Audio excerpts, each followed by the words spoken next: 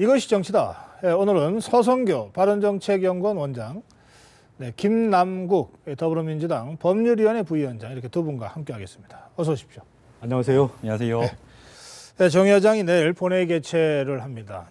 원샷법 처리하기 위해서인데 여당은 물론이고 야당에서도 대체로 통과시키겠다 이런 분위기가 감지되고는 있습니다. 그런가 하면 선거구 획정 문제 23일까지를 마지노선으로 정하면서 여야 협상, 여야 협의를 다시 한번 촉구하고 나섰는데요. 이 국회 상황부터 좀 먼저 짚어보겠습니다. 자, 내일 처리가 되긴 되겠죠, 원샷법? 네. 말 많고 탈 많은 19대 국회, 그동안에 국민의 지탄을 많이 받아왔는데요. 아마 내일은 여야가 합의한 그 기업활력 제고법, 그다음에 무쟁점 법안인 약 40개 법안 정도는 통과될 것으로 일단 보여지고 있습니다. 그 내일 처리될 것 중에 북한인권법이 들어갑니까? 북한인권법은 여야 합의가 이루어지지 않아서 내일은 통과가 상정이 안 되는 걸로 좀 더 협의가 더 필요합니까? 네. 그래요. 김종인 비상대책위원장이 여야가 합의했던 이 원샷법에 제동을 걸어서 이게 좀 논란이 있었는데 입장을 바꾼 겁니까?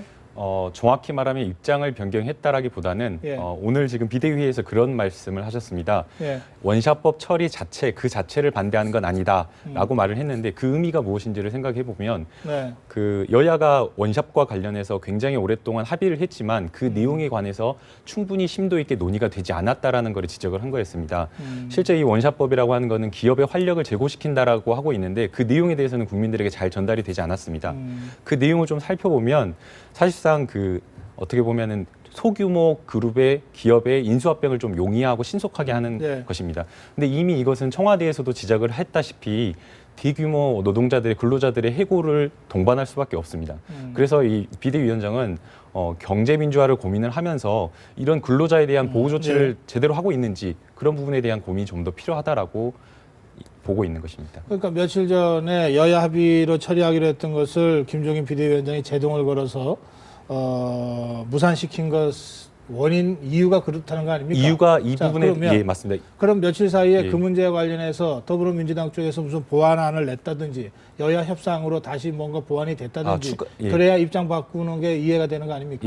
일단 제가 한 가지를 더 말씀드리려고 했는데요. 일단 첫 번째는 내용에 대한 심도 있는 논의가 더 필요하지 않나라는 그 고민이 한 가지 있었고, 그다음 두 번째는 여야가 협의를 할 때 새누리당에서 항상 선거법과 연계해서 무조건 뭐 법안을 처리해야 된다라는 그런 제동을 걸었기 때문에 선거법을 이 더불어민주당 입장에서는 선거법을 먼저 이게 중요한 문제이기 때문에 먼저 처리하고 다른 법안도 함께 처리하자 이런 입장이기 때문에 그런데 그 그런 김종인 논의가 위원장이 갑자기 이제 비대위원장으로 돌아왔지 않습니까?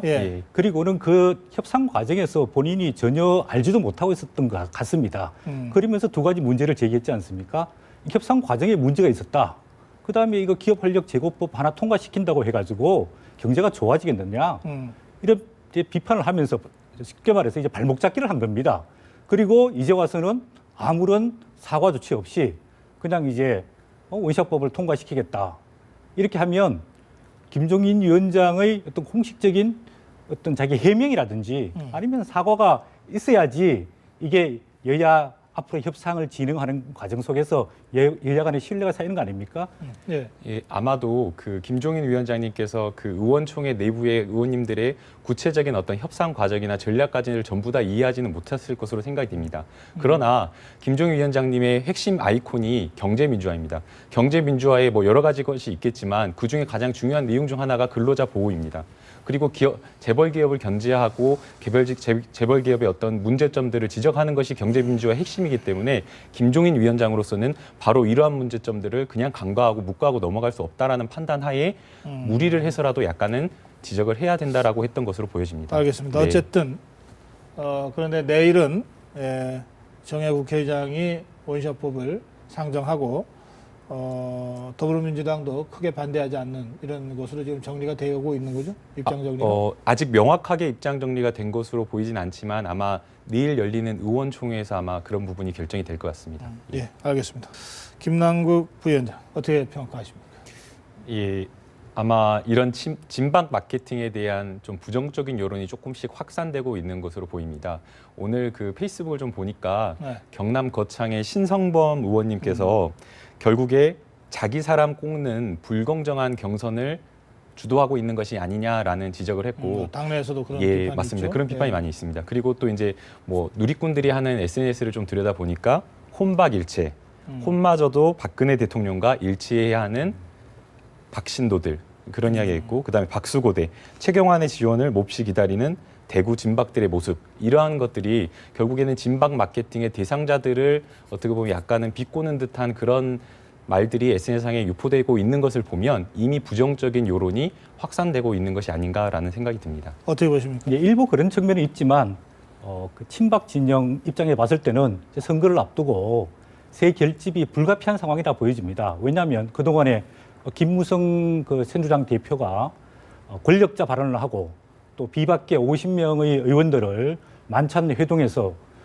각 지역구 상황을 물어보고 선거에서 살아서 돌아오라. 또 건배까지 한 상황에서 그동안에 친박계는 뭐 서청원 최고위원이라든지 윤상현 의원 또 홍문종 의원이 개별적으로 친박 의원을 입장을 대변하긴 했지만은 전체적인 구심점 역할이 없었습니다. 그런 점에서 최경환 의원이 예의대로 복귀해서 친박들 또 진박들을 결집하는 것은 저는 불가피한 선택이라고 보고 그 과정 속에서 아까 말씀하신 공정성 문제라든지 또 이 진박 마케팅이 어쨌든 간에 후광 효과 마케팅이지 않습니까? 결국 이제 박근혜 대통령의 이름을 빌어서 네. 선거 운동을 하는 건데 그러다 보니까 인물이 부각이 잘 안 되고 정책과 공약이 부각이 되지 않으니까 그 지역에서 지지도를 잘 못 받고 있는 이런 상황입니다. 그러니까 최경환 의원이 개소식에 참석해서 아까 이야기한 뒷다리 잡기라든지 예. 지금 뭐 최경환 의원이 다니고 있는 이른바 진박 후보들이요. 이게 저 청와대에서 수석비서관으로 대통령을 직접 모신 사람들, 또 뭐 장관 지낸 사람들 아닙니까? 그런 사람들이 다른 지역도 아니고 대구, 경북, 경남 이 새누리당의 기반이 강한 곳에서 별로 경쟁력을 보이지 못하고 있다면 그 사람들 문제 아니에요? 그거는 이제 청와대라든지 정부에서 일을 하다가 지역에 내려가서 활동하기 시작한 지 얼마 되지 않기 때문에 아직 지역 상황이라든지 지역 현안이라든지 지역 사람들과의 뭐 스킨십 이런 게 아직 부족하다고 보여지고 있고요.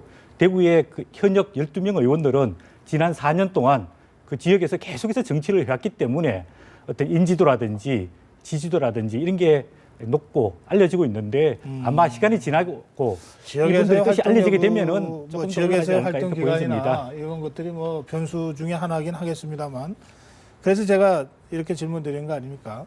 새누리당 기반이 강한 특히 대구 경북을 예를 들면 아니 뭐 어느 지역보다도 박근혜 대통령을 열렬히 지지하고 있는 지역이고 따라서 정말 대통령을 위해서 일한 사람들이라면 설사 지역에 안 내려왔다고 해서 누군지 모르겠습니까?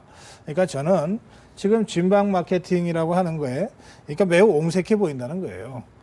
대통령을 가까이서 직접 수석비서관으로 모셨거나 장관으로 한 사람이 지역에 가서 지역민들의 열렬한 그 지원과 무슨 저 지지를 받지 못하고 뭐 다른 사람 뭐 친박 핵심 중진 의원들이 다니면서 이걸 마케팅을 해줘야 될 정도면 아니 그런 힘으로 무슨 뭐 대통령을 돕고 그럴 수 있겠느냐 이 말씀이에요. 매우 옹색하게 보인다. 네. 더구나 지금 여러 지적에 나옵니다만은 이게 역풍이 불 가능성도 좀 있지 않습니까? 그 점은 어떻게 보십니까? 아마 그런 점을 최경환 의원도 인식을 한 듯합니다. 그래서 어제 개소식 발언과 오늘자 개소식 발언을 비교를 해보면 조금 차이가 있습니다.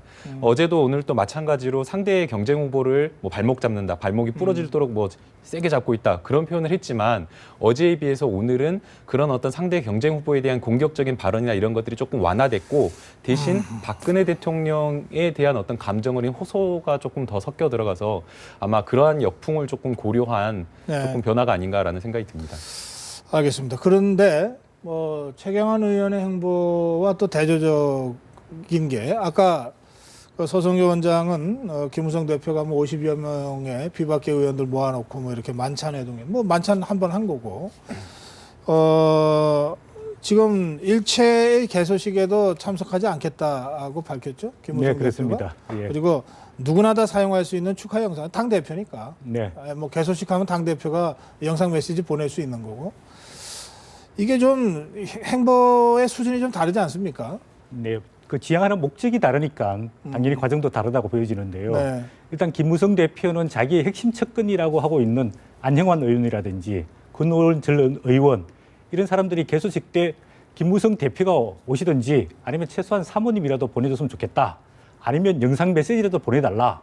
근데 그런 걸 전부 다 거절했습니다. 왜냐하면 이번 총선 때 당 대표로서 공정하게 선거를 관리해야 된다는 본인의 입장 때문이었겠죠. 네. 그런데 이런 요구가 너무 많다 보니까 당 대표로 외면만 할 수 없다. 그래서 모든 예비 후보들이 사용할 수 있는 영상을 이제 만들어서 했는데, 아까 저희들이 준비한 자료도 잠깐 나왔습니다만 원유철 원내대표가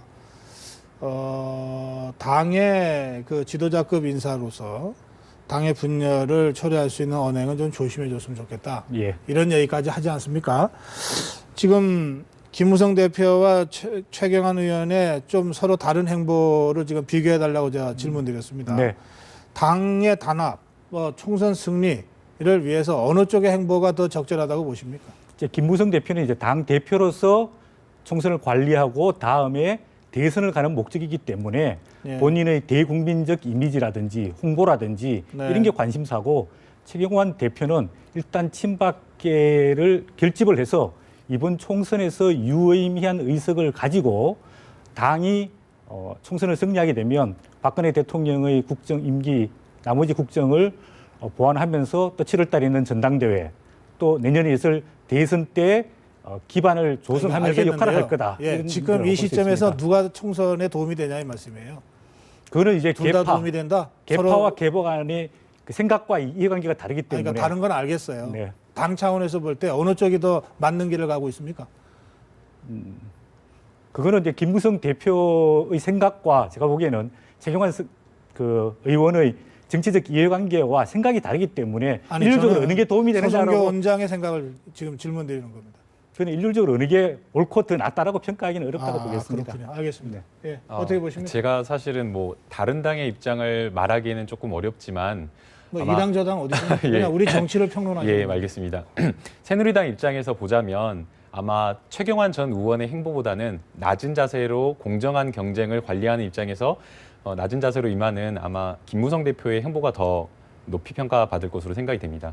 김무성 대표가 이렇게 하는 이유는 크게 두 가지일 것으로 생각되는데요. 예. 지금 이 공천권 경쟁 싸움을 친박 대 비박 구도로 만들고 싶지 않은 의도가 깔려 있을 것으로 생각이 됩니다. 네. 만약 친박 대 비박 대 이렇게 세 대 세 싸움으로 하게 되면 박근혜 대통령을 뒤에 업고 있는 어떤 그런 민심들이 친박 쪽으로 쏠리지 않을까라는 생각 네. 때문에 그 알겠습니다. 구도가 아니라 미실 공천과 상향식 공천 그 차이로 이렇게 해서 뭔가 좀 유의미한 결과를 만들어내고자 하는 그런 의도가 있는 것 같습니다. 알겠습니다. 이제 뭐 예, 예. 선거전 초반이기 때문에 예. 뭐 몇 번의 행보로 모든 걸 다 평가할 수는 없을 거고요. 그러나 지난 며칠간의 행보에 대한 국민적 여론을 좀 수렴해가면서 조정이 필요하면 조정하는 게 좋겠습니다. 자, 이제 더불어민주당 말이죠. 이 뉴파티 멤버들이 중진 의원들 지역에 도전장을 던졌는데, 진짜 중진들이네요. 이를테면 신계륜 의원 지역에 기동민 전 정무부시장, 네. 이석현 국회부의장 5선입니다. 민병덕 변호사, 신기남 의원 4선, 금태섭 변호사, 뭐 이런 식으로 그래요. 이 뉴파티 멤버들의 이런 그 출마 선언, 도전 이거 어떻게 보십니까? 일단은 성공 가능성에 대한 평가를 좀 하자면 예. 그 성공 가능성의 의미를 어떻게 보느냐, 뭐 당선으로 보냐면 사실상 굉장히 어려운 일일 것으로 생각이 됩니다. 그러나 이 여기는 저 경선이 쉽지 않다고 보시는 겁니까? 경선도 쉽지 않고 지금 야권이 분열된 입장이기 때문에 마지막 그 최종 당선도 쉽지 않을 것으로 생각이 그래요? 됩니다. 예. 그래서 당선 가능성을 놓고 평가를 하자면 사실 쉽지 않지만 네네. 이미 그 정풍 운동으로서의 어떤 의미는 크게 가지고 있다고 생각이 됩니다. 이미 지금 이 영향을 받아서 오늘 그 오후 2시에 2030 청년들이 네. 지역구에 출마를 하겠다고 12명이 출마 선언을 그래요. 했습니다. 예. 그래서 그런 것들을 보면 지금 저 그림이네요. 예, 맞습니다. 이미 저런 변화들을 당 내에서 큰 변화를 가져오고 있는 것이 아닌가라는 생각이 듭니다. 비록 당선까지는 이르지 못하더라도 예. 이것이 더불어민주당의 변화의 출발일 수 있고 예. 상징적인 어떤 네. 운동이라고 생각한다 예, 이런 맞습니다. 말씀이죠. 네, 네. 새누리당은 이런 움직임이 좀 없습니까? 네, 새누리당도 지난주에 이제 2030 공천 설명회를 한 것으로 알고 있습니다. 그래요? 예. 그래서 2030 젊은 청년들이 정당 예비 후보로 등록을 하고 그다음에 공천을 신청하고 공천을 또 경선을 하고 또 선거운동을 어떻게 해야 되는지에 대해서 자세한 설명이 있었고요. 지난주에 있었습니까? 예, 지난주에 있었고 오늘은 이제 여성 후보들? 여성에 대한 이제 그 공천 설명회가 있었습니다. 그 참 아까 제가 김우성 대표가 여성 후보들 한 50여 명 되죠? 네. 예, 이렇게 앞에서 연설한 걸 보면서 갑자기 그 생각이 들더라고요. 진정으로 여성의 정책 진출을 추구하는 그런 정당이라면 뭐 새누리당만 얘기하는 게 아닙니다. 더불어민주당이나 국민의당. 야, 그 여성들한테 그냥 공천, 그것도 좀 당선이 유력한 지역에 좀 공천을 당이 전략적으로 주면 될 텐데. 뭐 가산점도 다 그런 측면에서 네. 이해는 됩니다만 그 가산점 10% 가지고 어쨌든 이 굉장히 높은 이 벽을 넘어오라. 없는 것보다는 낫겠지만 그보다는 정말 뭐 그냥 여성들에 대한 전략 공천을 해버리면 되는 거 아니에요? 네. 그 지금 이제 새누리당도 우선 공천 지역이라 그래서 사회적 약자 또 소외자 예를 들자면 여성이라든지 뭐 장애인이라든지 또 청년이라든지 또 직능 대표성 있는 분들에 대해서 우선 공천할 수 있는 제도가 있습니다. 아, 그래요? 그런 제도를 좀 잘 활용할 필요가 있고요. 근데 활용 안 됩니까? 일단은 이제 당은 당겼기 때문에 활용할 것으로 보여지고요. 그 다음에 또 그 이번에 비례대표는 과거에는 50% 하기로 했는데 또 60%로 늘려서 했기 때문에 여성 그 정치인들이 점차 증가할 것으로 예상할 수 있겠습니다. 자, 그리고 이게 좀 더불어민주당 얘기하다가 지금 새누리당 얘기까지 갔는데 그 조응천 전 청와대 공직기관 비서관 더불어민주당 입당했죠. 어떻게 보십니까? 이거 한마디로 말하면은 정치적 폐륜 행위라고 이야기할 수 있습니다. 정치적 폐륜 행위. 폐륜이란 말은 이제 윤리를 저버리고 가는 행위를 이야기할 수 있는데 왜냐하면 이 정부에서 초기부터 공직기강 비서관을 지냈습니다. 기강 비서관이라는 그 역할은 모든 고위공직자 인사 검증을 맡는 자리고 또 친인척 관리를 맡는 건 중요한 자리인데 지금 현직 대통령이 계시는 동안에 배신을 하고 야당으로 간다. 결국 이거는 이제 폐륜 행위라고밖에 지칭을 할 수가 없고요. 또 그런 박 대통령 입장에 봤을 때는 그 작년 7월 달에도 유승민 의원을 이제 배신의 정치라고 규정했는데 또 제2 배신의 정치다 이렇게 볼 수 있겠습니다. 폐륜 행위다. 어떻게 보십니까?